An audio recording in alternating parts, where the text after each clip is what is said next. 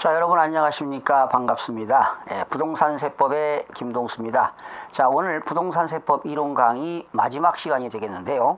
여러분 교재 224쪽에 보시게 되면 부동산 관련 기타 부동산 관련 소득이 나옵니다.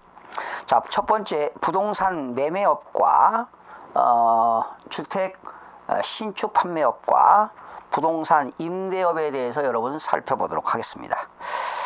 어느 때는 시험에 나올 수도 있고요. 어느 때는 한 문제 정도 출제가 되는데, 첫 번째 부동산 매매업입니다.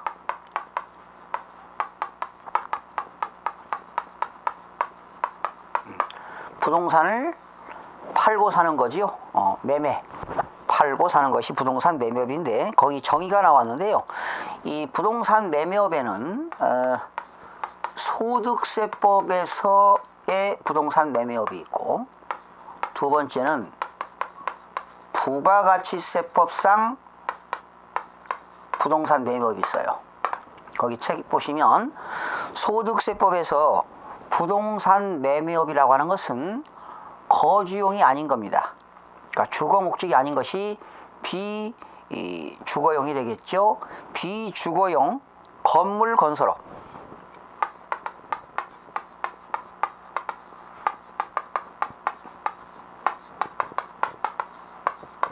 주거용이 아닌 비주거용 건물을 건설업과 그리고 부동산 개발 공급업을 말합니다.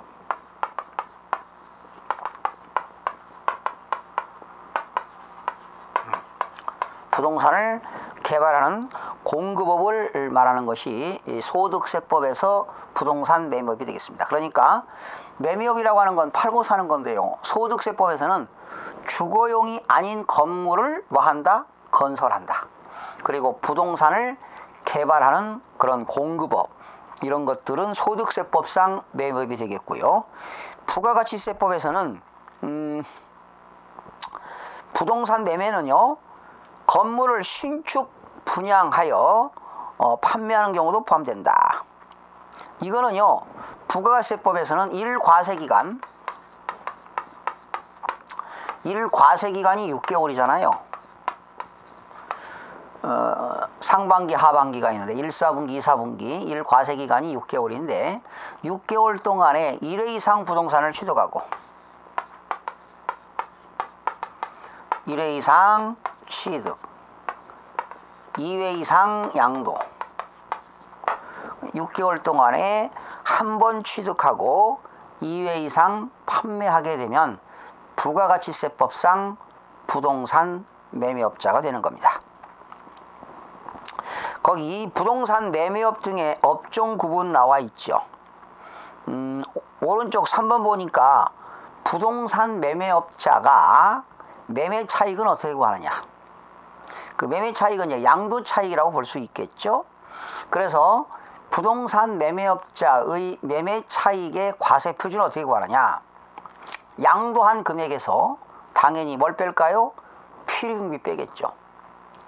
그리고 그 돈을 빌려와 가지고 건물을 신축하는 데 들어가는 이자, 건설 자금에 충당한 이자는 빼줍니다.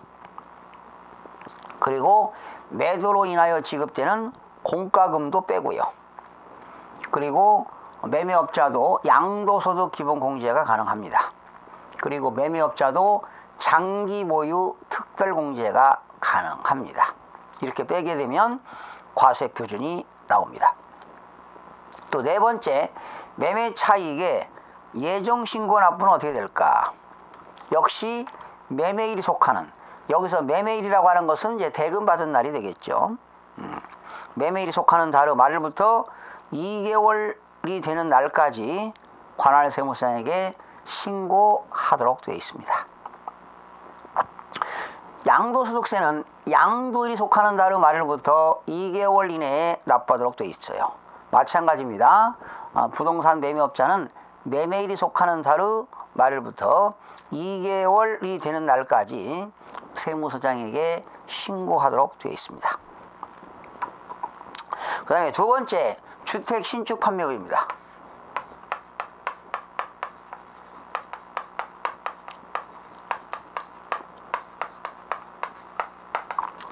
주택을 신축해서 판매하는 것이다. 주택 신축 판매업. 거기 주택 신축 판매업의 범위가 나와 있죠. 주택 신축 판매업이란 주택을 지어서 건설하여 판매하는 사업과 또 임대주택법에 의하여 건설 임대주택을 분양하는 사업을 우리는 주택 신축 판매업이라고 하는 겁니다. 5가지가 나왔죠. 한 동의 주택을, 한 동이라고 하는 건 집합 건물입니다.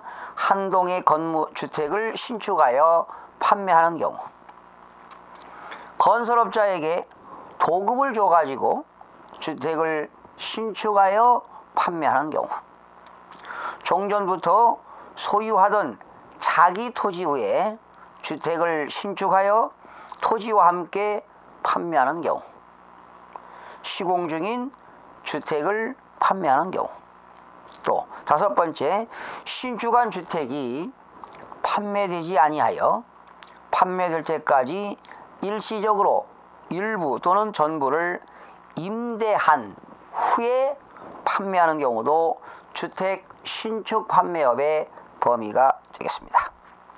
이 주택 신축 판매업은 이거는 예정신고 의무가 없습니다. 예정신고 의무가 없습니다.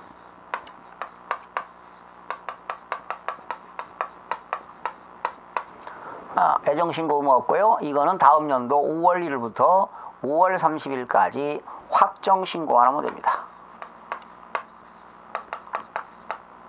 확정신고만 하면 된다. 3번째, 주택 신축 판매업에서 주택과 다른 목적의 건물을 하나의 매매 단위로 매매하는 경우는 주택 면적이 커야 전부를 주택으로 봅니다.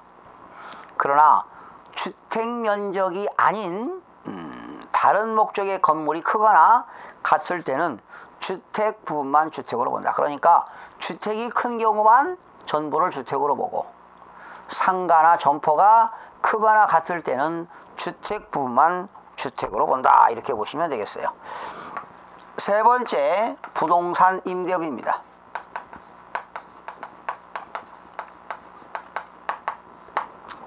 부동산 임대업. 부동산 임대업은 부동산을 임대해서 얻어지는 소득인데요. 이거는 임대소득은 이건 사업소득입니다. 사업소득으로서 종합소득에 들어가죠. 사업소득으로서 종합소득에 들어갑니다. 거기 1번 부동산 임대소득의 범위가 나왔죠. 부동산이라든가 부동산상의 권리 대여로 인하여 발생하는 소득인데, 자, 그런데 여기서 중요한 게 있습니다. 지역권, 지상권을 대여했다. 지상권, 지역권.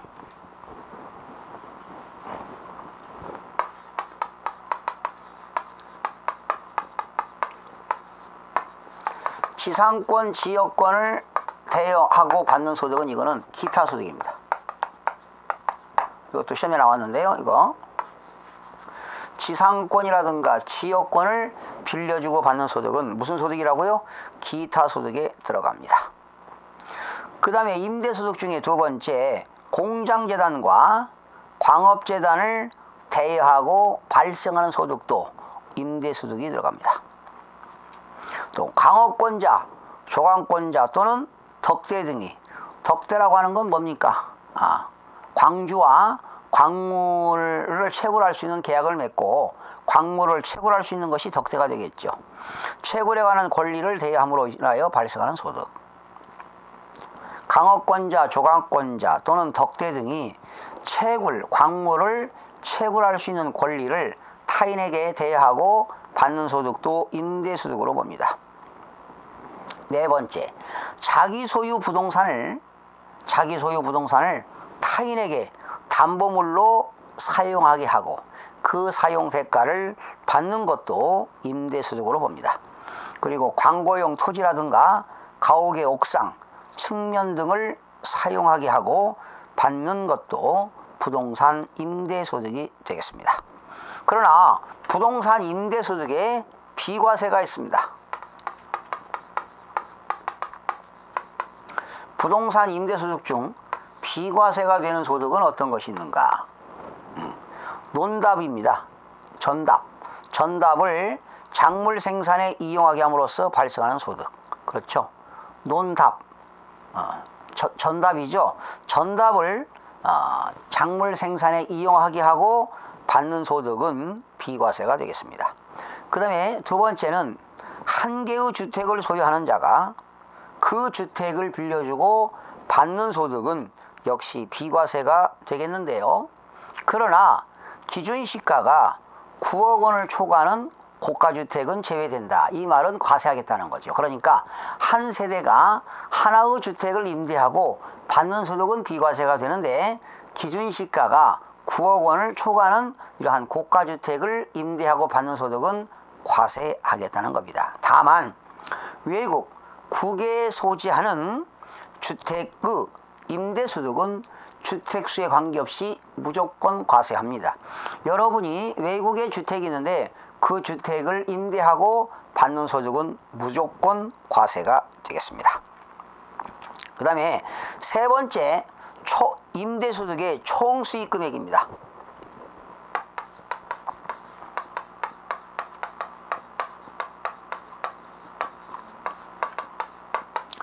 임대소득의 총수익금액 계산은 어떻게 될까?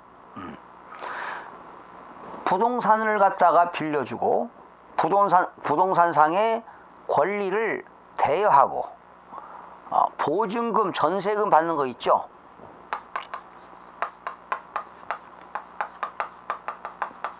보증금, 전세금 받는 것도 간주 임대료로 처리합니다.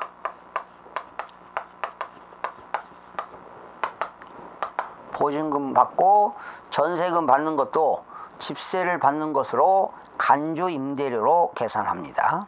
그래서 총수익금액에 산입하고요. 그런데 다만 주택을 빌려주고 거기 나왔죠. 보증금을 받는 경우는 3주택 이상을 소유하고 3주택 이상 소유.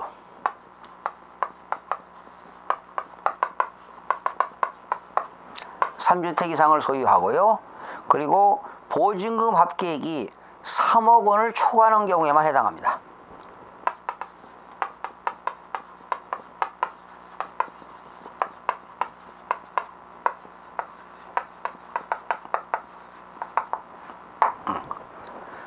이 보증금, 전세금 받는 것을 간주 임대료로 처리해서 사업소득으로 총수익 금액으로 포함시키는 것은 주택이 3주택 이상을 소유하고 그 3주택에서 받는 보증금 합계액이 3억 원을 초과하는 경우를 얘기합니다. 3억 원 초과하는 경우에는 그러한 보증금과 전세금을 총수익 금액으로 포함시킨다, 이런 얘기가 되겠습니다. 자, 문제를 한번 풀어보겠습니다. 지난 22회 때 출제 문제입니다. 한 문제 정도 나올 수가 있고요, 안 나올 수가 있는데 22회입니다.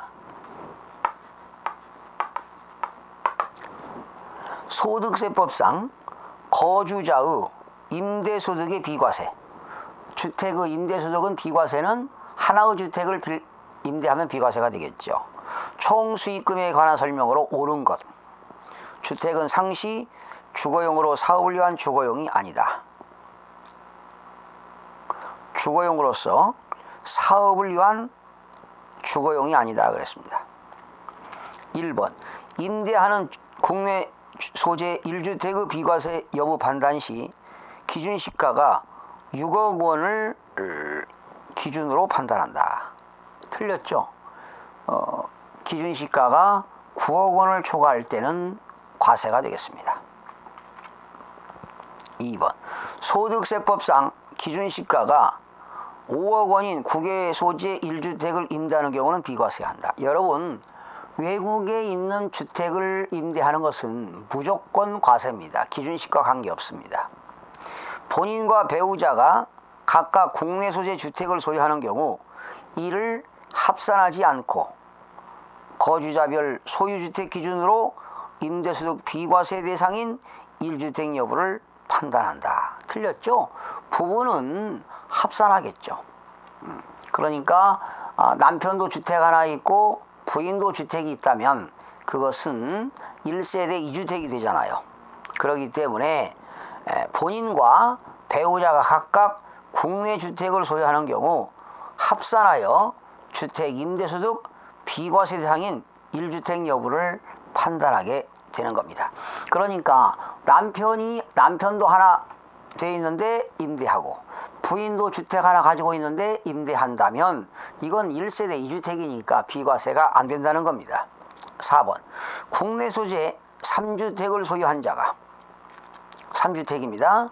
보증금을 합계액이 4억 원인 경우 3주택이면서 보증금 합계액이 3억 원을 초과하면 간주 임대료로 보는 거죠.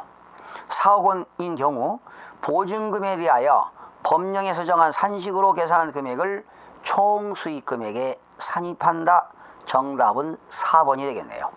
한 세대가 3주택 이상을 소유하고 보증금이나 보증금 합계액이 3억 원을 초과하는 경우는 간주 임대료를 계산해서 총 수익 금액에 산입합니다. 4번이 정답이고요.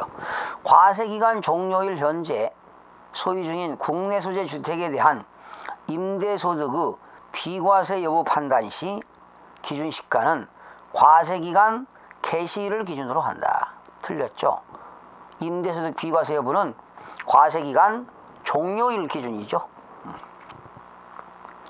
비과세 여부 판단 시는 기준시가는 과세기간 종료일 기준입니다.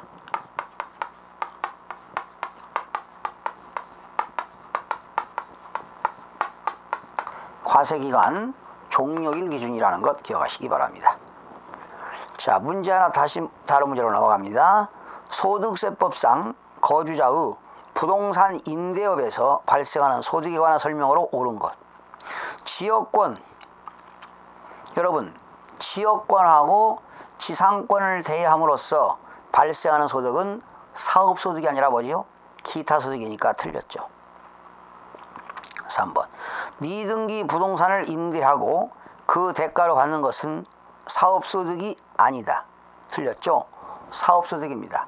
미등기 부동산을 임대하고 받는 것도 사업소득에 들어갑니다.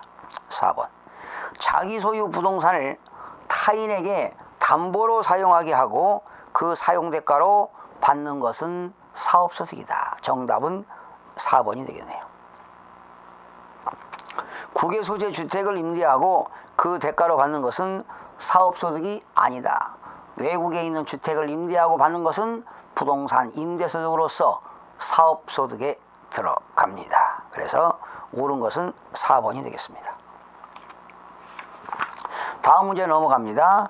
소득세법상 거주자의 부동산 임대와 관련하여 발생한 소득에 관한 설명이다. 틀린 것. 24회 문제입니다.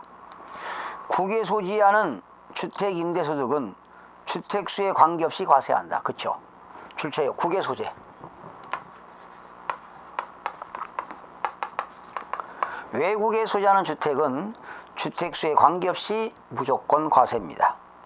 2번 3주택을 소유하는 자가 보증금 합계액이 2억 원인 경우 법령으로 정하는 바에 따라 간주 임대료를 사업소득 총수익금액에 산입한다. 왜 틀렸나요?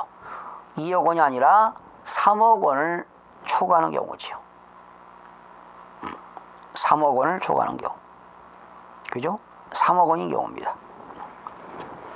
3번 2주택과 2개의 상업용 건물을 소유하는 자가 보증금을 받은 경우 2개의 상업용 건물에 대해서만 법령으로 정하는 바에 따라 계산한 간주 임대료를 사업소득 총수익금액에 산입한다. 그렇죠? 주택은 2개고요. 2개니까 간주 임대료 계산하지 않고요. 상업용 건물에 대해서는 당연히 간주 임대료, 보증금에 대한 전세금에 대한 간주 임대료를 계산해서 사업소득 총수익금액에 산입해야 됩니다. 주택 임대소득이 과세되는 고가주택은 과세기간 종료일 현재 기준시가가 9억 원을 초과하는 주택을 말한다. 맞습니다. 5번 사업자가 사업자가 부동산을 임대하고 임대료 외에 전기료, 수도료 등 공공요금의 명목으로 지급받은 금액이 줄쳐요. 공공요금 납부액을 초과할 때, 공공요금의 납부액을 초과할 때 그 초과하는 금액은 사업소득 총수익금액에 산입하게 됩니다. 자, 이렇게 해서 여러분 이렇게 해서 임대소득과 부동산 매매업과 주택 신축 판매업에 대해서 학습했고요. 출제 문제를 한번 다뤄봤습니다. 이렇게 해서 이론 강의는 다 끝났고요.